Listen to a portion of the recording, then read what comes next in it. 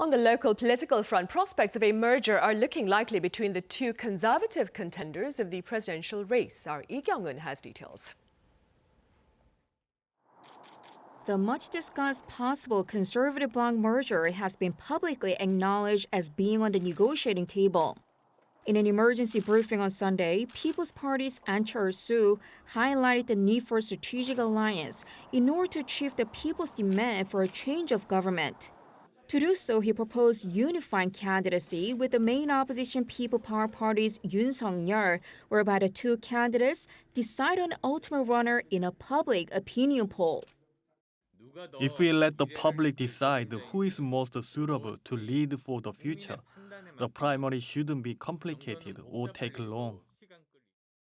An had initially ruled out the possibility of a merger, but shifted his stance just 24 days ahead of Election Day.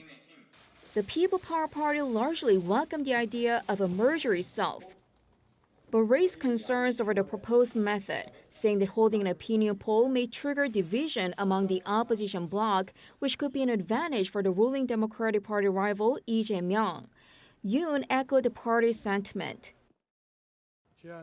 I positively review the proposal.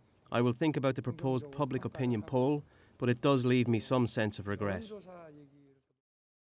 In fact, the party's chairman Lee Jun-suk explicitly ruled out a primary as an option, citing Yoon leading on in the polls by a large margin. Instead, he called on An to voluntarily pull out of the running. With the two sides at odds over how to move forward, any actual merger could take some time. The best scenario will be to come to an agreement before the 28th, when ballots are printed so that the changes could be reflected on paper.